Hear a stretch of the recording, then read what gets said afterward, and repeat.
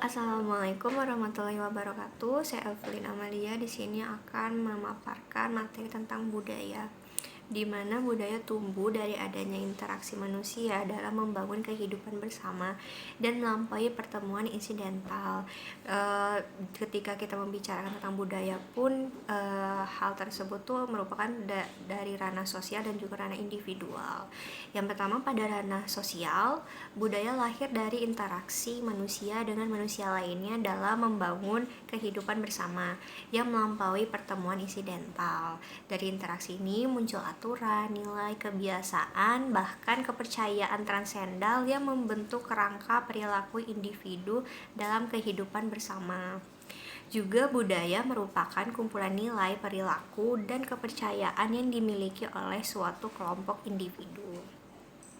Yang kedua, pada ranah individual, di mana budaya ini dimulai saat individu bertemu untuk membangun kehidupan bersama, di mana setiap individu memiliki keunikan dan saling mempengaruhi.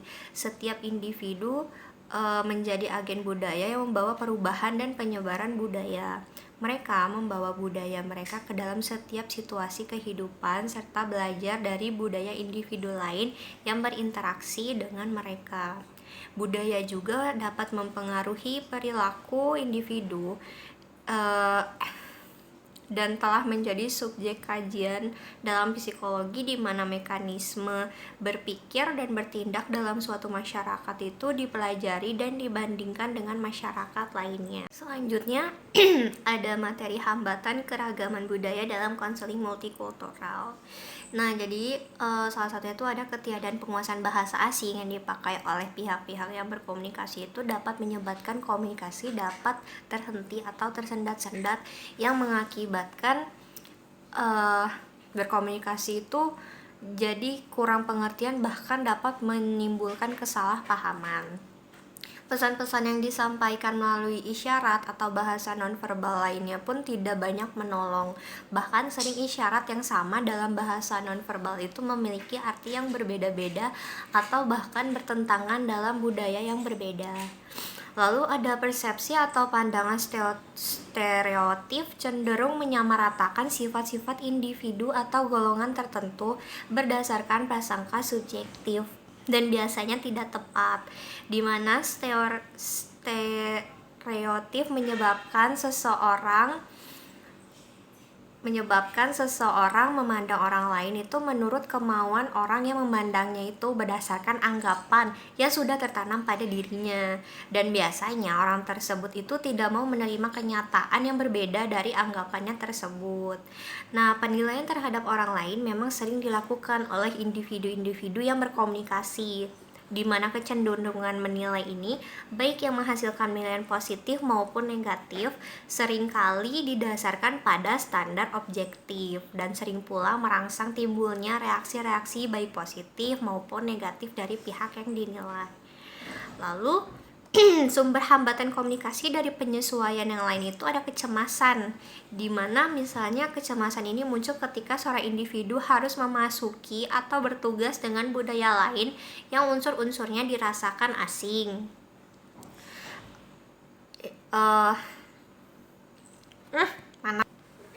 Nah, biasanya kecemasan yang berlebihan itu kaitannya dengan suasana antar budaya dapat menuju culture shock yang menyebabkan orang yang bersangkutan itu tidak tahu sama sekali apa, di mana, dan kapan untuk berbuat atau melakukan sesuatu. Sejatinya, konseling adalah suatu perjumpaan budaya berbeda antara konselor dan konseli.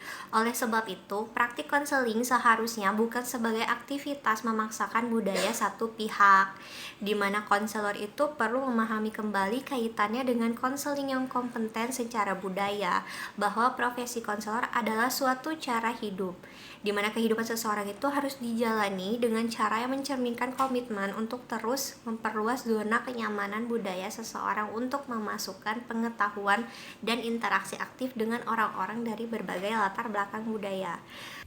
Kesehatan budaya dalam konseling multikultural mengacu pada pemahaman dan penghormatan terhadap budaya, nilai, keyakinan, dan pengalaman hidup yang beragam dari klien. Nah, yang pertama itu ada kesadaran budaya. Nah, kesadaran budaya itu penting bagi individu dan profesional di bidang kesehatan mental untuk memiliki kesadaran budaya yang kuat. Ini melibatkan pengakuan dan penghargaan terhadap perbedaan budaya dalam pengalaman kesehatan mental, stigma, dan persepsi terhadap perawatan. Yang kedua itu ada aksesibilitas layanan. Nah, aksesibilitas layanan itu upaya yang harus dilakukan untuk memastikan bahwa layanan kesehatan mental dapat diakses oleh individu dari berbagai latar belakang budaya. Ini termasuk menyediakan layanan dalam bahasa yang dipahami oleh klien, serta mempertimbangkan faktor-faktor seperti agama, gender, dan orientasi seksual dalam penyediaan layanan. Nah, yang ketiga itu ada kompetensi multikultural. Kompetensi multikultural itu profesional kesehatan mental harus memiliki kompetensi multikultural yang memadai untuk bekerja dengan klien dari berbagai latar belakang budaya. Ini melibatkan pemahaman tentang norma-norma budaya, nilai-nilai, dan sistem dukungan yang mungkin mempengaruhi pengalaman kesehatan mental klien. Nah, dengan pendekatan yang holistik dan multikultural terhadap kesehatan mental, diharapkan individu dari berbagai latar belakang budaya dapat menerima perawatan yang sesuai, bermakna, dan efektif untuk kebutuhan mereka. Terima kasih. Di sini saya akan menjelaskan tentang abnormalitas dalam konseling multikultural. Apa sih abnormalitas itu? Gangguan abnormal adalah sebuah disfungsi dalam diri individu yang terkait dengan distres dalam fungsinya dan sebuah respon yang tidak diterima secara kultural. Nah, disfungsi psikologis ini mengacu pada terganggunya fungsi kognitif, emosional, dan perilaku. Abnormalitas merujuk pada kondisi atau perilaku yang tidak biasa atau tidak sesuai dengan norma-norma yang berada di sebuah lingkungan. Ada beberapa faktor yang mempengaruhi terjadinya gangguan abnormalitas. Yang pertama ada faktor genetik. Faktor genetik ini bisa terjadi pada gangguan abnormalitas, misalnya dalam satu keluarga ada satu orang yang mengalami gangguan kecemasan atau sampai depresi. Nah, hal tersebut bisa mempengaruhi orang di sekitarnya, yaitu keluarga terdekatnya. Jadi faktor utama yang bisa menyebabkan gangguan abnormalitas itu faktor genetik. Yang kedua ada faktor lingkungan. Faktor lingkungan ini sangat berpengaruh terhadap terjadinya gangguan abnormalitas pada diri individu. Misalnya dalam satu lingkungan ini ada orang yang mengalami gangguan seperti yang sering terjadi stres maupun gangguan kecemasan. Nah, hal itu bisa berpengaruh pada lingkungan di sekitarnya. Jadi faktor lingkungan itu sangat berpengaruh juga terhadap terjadinya gangguan abnormalitas. Yang ketiga ada faktor biologis. Faktor biologis ini juga menyebabkan terjadinya gangguan abnormalitas. Faktor biologis ini terjadi karena faktor dalam diri kita sendiri. Jadi faktor biologis ini tidak terpengaruh dari lingkungan ataupun genetik, tapi lebih ke faktor dalam diri kita sendiri. Nah, misalnya ada satu individu yang negative thinking, saya takut, saya merasa cemas. Nah, itu bisa menimbulkan gangguan kecemasan dan stres. Jadi faktor biologis itu faktor yang disebabkan oleh pemikiran kita sendiri. Dan hal itu juga dapat memicu terjadinya gangguan abnormalitas.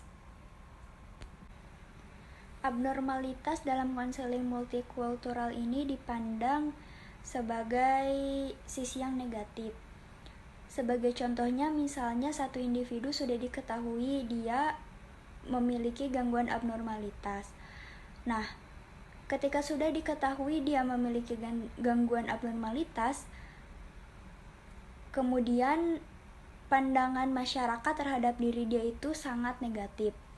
Nah, ketika satu individu itu mengetahui ketika dia mempunyai gangguan, juga pandangan masyarakat terhadap dirinya menjadi negatif, dia menjadi enggan untuk diobati atau dibantu dengan profesional. Begitu juga dengan individu yang lain, ketika sudah mengetahui satu masalah seperti itu, mereka juga jadi takut jika ingin meminta bantuan pada profesional ataupun konselor. Gangguan abnormalitas atau gangguan mental ini masih sering dikaitkan dengan kerasukan dan mereka salah bagaimana cara penanganannya. Misal ada satu contoh, orang yang memiliki gangguan abnormalitas skizofrenia, mereka malah dipasung. Nah, dengan cara seperti itu kan salah cara penanganannya. Banyak sekali stigma negatif atau pandangan masyarakat terhadap gangguan abnormalitas. Jadi, masih banyak pandangan masyarakat terhadap konseling ataupun bantuan terhadap individu yang memiliki gangguan abnormalitas. Tetapi hal tersebut jika masih dipertahankan itu sangat berbahaya bagi orang yang memiliki gangguan abnormalitas dan segera membutuhkan bantuan. Perkenalkan, nama saya Faris Afdalul. Di sini saya akan membawa materi tentang keterkaitan budaya, kesehatan, dan abnormalitas. Pemaknaan dalam tiap konteks memiliki makna yang berbeda. Namun, ada kaitannya ketiga hal tersebut dalam interpretasi sehari-hari, terkhususnya dalam konteks budaya yang menjadi jembatan terhubungnya ketiga konteks tersebut. Beragamnya etnik dan budaya yang ada di Indonesia, pemahaman mengenai kesehatan khususnya abnormalitas dan penyembuhan terhadap penyakit pun beragam. Dalam beberapa daerah, masih banyak masyarakat yang menggunakan pengobatan secara tradisional, yang berseberangan dengan moralitas dan logika. Seperti contohnya, bertanya kepada dukun untuk menyembuhkan suatu penyakit. Berbeda dengan orang yang menggunakan pengobatan kesehatan secara modern, terkhususnya masyarakat yang tinggal di kota-kota besar dan memiliki pemahaman akan penyembuhan secara modern, yaitu dengan berkonsultasi pada layanan kesehatan, seperti berobat ke klinik ataupun rumah sakit. Dengan adanya budaya tersebut, sehingga menimbulkan efek pandangan yang abnormal pada masyarakat yang masih menggunakan pengobatan secara tradisional. Pada keadaan tertentu, masyarakat masih nyaman menggunakan pengobatan secara tradisional untuk menanggulangi masalah kesehatan. Mengapa mereka tidak menggunakan pengobatan secara modern? Karena masyarakat di daerah tertentu mempunyai berbagai kendala, seperti akses pelayanan kesehatan yang masih terbatas, keterbatasan dalam ekonomi untuk berkonsultasi pada layanan kesehatan, dan juga pemahaman masyarakat mengenai penanggulangan kesehatan yang masih berpacu pada budaya masyarakat masing-masing. Maka dari itulah keterkaitan antara budaya, kesehatan, dan juga abnormalitas.